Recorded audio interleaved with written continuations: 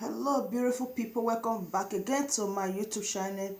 Thank you for your wonderful love and support. I am so grateful. Thank you for always watching and for always being supportive, sharing my videos. I really appreciate this moment. I have a wonderful update here. We are going to react to this video together, so do well to drop your opinion in the comment section. In this video you are going to watch, I have to delete a lot of places from it because it is so horrible. I want to talk to Nigeria police a little while because I see that they only filter where they go to. The main places they don't go there, and the main people they are afraid of them. If it would have been Eastern Security Network, you just hear the name ESN, IPOB, you will see them, they will start jumping. Now, right in that particular land, they have see what Fulani herdsmen has done to people. But still, they will form deaf ear as if they are not hearing anything. They only go after the innocent people. When will this thing stop? When will this brutality stop? When will all this thing stop? If you see this video and see what happened to this our sister, oh my word, it is so pathetic. The way they treat her, she's not the only one, but she's one of the survivors. What about the rest ones that were unable to make it? What happened to them?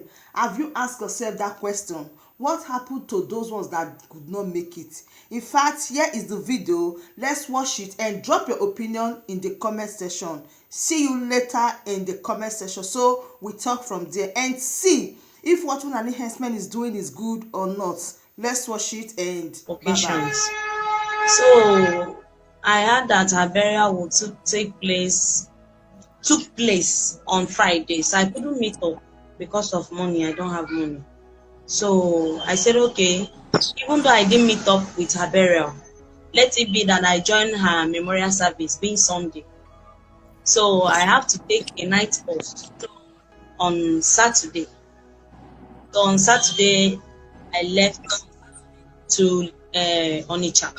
I took a bus from Mazamaza. So dropped at Onitsha. Then they said it's late. It's better for me to go to Owerri. I will see a Port Harcourt because I'm heading to Port Harcourt. So I said, okay, getting to Onitsha, I bought a bus going to Port Harcourt. They said I won't take, it's better I go to Owerri. Then I will see those ones running, not at the park, the ones along the road, that it will be easy for me. So yes, and cheap. So I took a bus to Owerri. I saw a hand on my nose. I dozed off. So I don't know what happened. So woken up, I saw myself, my leg tied and my hand tied. I started shouting. So a guy came and said, are you mad? Why are you shouting? They don't shout here. Can't I see that the kind of place I am inside the forest? Why will I shout? Am I stupid? I said, somebody help, help. From shouting that help, he slapped me. Before you know it, 6 boys, 6 guys, they are the one that beat me to death. So after some minutes, I stopped crying because there's nothing I can do. When I saw them, FT men beating me, I struggled, I tried all I could, but I gave up. I said, maybe that's the end of my life. So they came out, the one is like their boss, that one came out and tore my clothes. Naked me, totally naked. He said, it's like you are stupid. My bag, they started searching, they collect my phone, my ATM, ma'am, every down thing. So I started pleading with them. I said, please, I have children. You people should have mercy on me. What do you want? He said, the only thing that will save me is if I have people, I should start calling them. They said I should stand up. They helped me to stand. They snapped me. They covered my face. They snapped. They said, oh yeah, you can sit down. They pushed me on the floor. Then I started crying. I said, God, have mercy on my children. Who will I call? Where will I start? So yeah, I should open my phone because it's a fingerprint. I opened the phone. They said, oh yeah, show us all your relatives here. Are they in WhatsApp? I said, yes.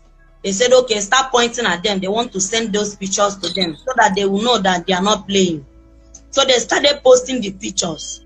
The other one say, she not get that out. She not get that. I say, what are you wasting time for? I'm dying, I don't know where I am, in a big forest. Say, they said what happened. They say, it's okay, give us the phone. They collect. They are the one that started talking to my relatives and all. I can't know how many they called because they collected on my ad. I don't have access to the phone again. So that is all the business I had with them. So after Sunday evening, Monday, they called, they say your people are trying to comply. So then they came and meet the one sitting by my left hand side. They said, your people, you know, get people, nobody they call, or as this one, people they call about how it's like, you know, you be the next person where we go said. So that is when they pick up a phone, they dial the number. When they dial that number on loudspeaker, they said, Alaja, shebi una see una people who follow una come here. And they not feel lose them now. They not feel lose money, lose them. Say they can't release them. If their people comply, I don't think they will be dead by now. But you people would have been like them. If no money, we are hustlers. We need money. So you people should go and thank God. So it's not up to 30 minutes. They called. They say, oh yeah, come here. Your sister want to talk to you. They gave me the phone. They didn't give me the phone. No. They only put it in loudspeaker. So I start talking to her. That is when my sister asks, Anne, are you okay? I hope they didn't hurt you. I say, I'm in pain. So my body is paining me. I can't even see with my eye. By then, I can't talk because they shut my throat by holding me. So I can't speak out. I can't talk. But I tried to talk to my sister. She said, I say, Auntie, if I stay here more than minutes, I will die. They don't give us food, nothing. She said, don't worry yourself. You are coming out by the grace of God. So getting to around 5:30, it started raining. All the rain beats us inside that bush.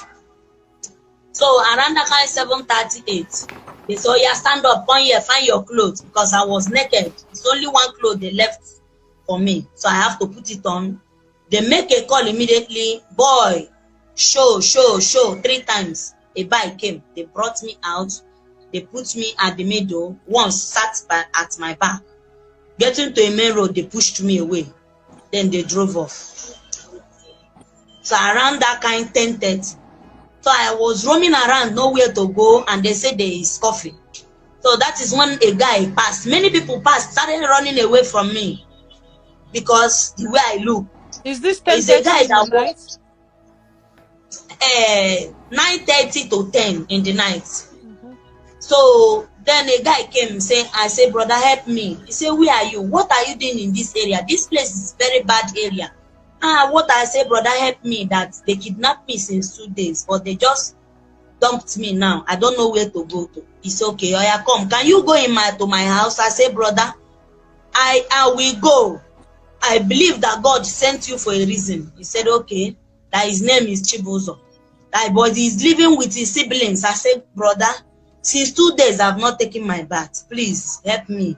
I know that you are the only one that stand to talk to me. Other people passed me. He said, okay, that is how we bought a keke to a junction. Then getting to that junction, there is coffee. So no vehicle, no, everybody was trying to get home. No way. So it's not quite like 10 minutes after.